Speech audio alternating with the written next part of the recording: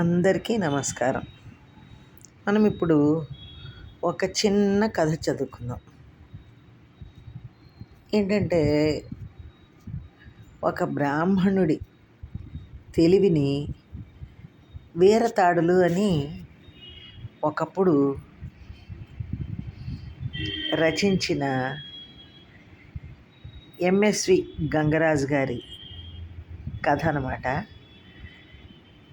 విందాం, దీన్ని చదువుకుందాం.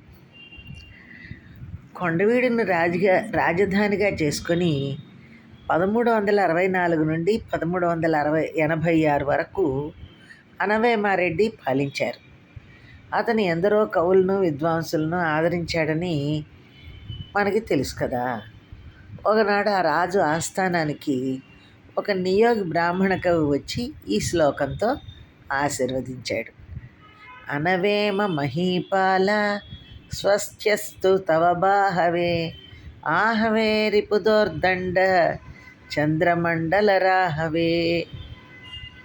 అనవేమ మహీపాల స్వస్త్యస్తు తవ బాహవే ఆహవే రిపుదోర్దండ చంద్రమండల రాహవే. ఇది అనుష్ఠుప్ శ్లోకం.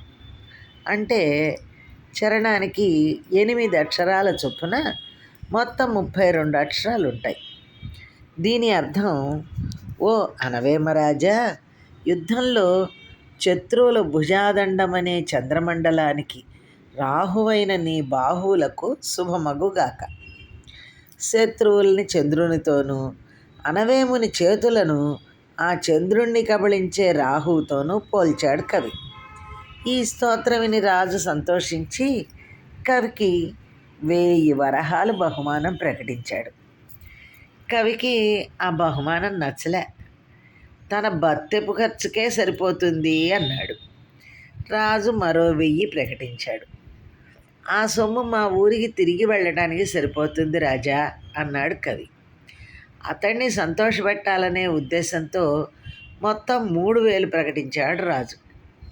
నేను మీకు 4000 ఇచ్చాను, మీరు 3000 ఇవ్వటం సబబా అన్నాడు కవి. రాజు ఆశ్చర్యపోయాడు. నాకు 4000 ఎప్పుడు ఇచ్చారు అన్నాడు రాజు.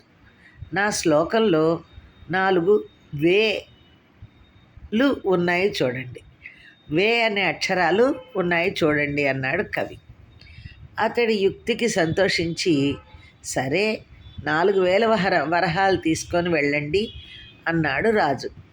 నేను ఇచ్చినదే నాకు తిరిగి ఇవ్వడం ప్రభువులకు తగునా అన్నాడు కవి. సరే 5000 తీసుకోండి అన్నాడు రాజు.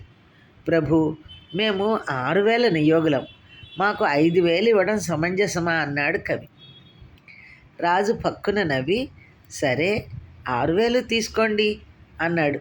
పోనీలేండి, మీ వంటి మహారాజును దర్శనం చేసుకున్నందుకు మా కులగోత్రాలైనా నిలిచాయి, నయమే అన్నాడు కవి పరిహాసంగా.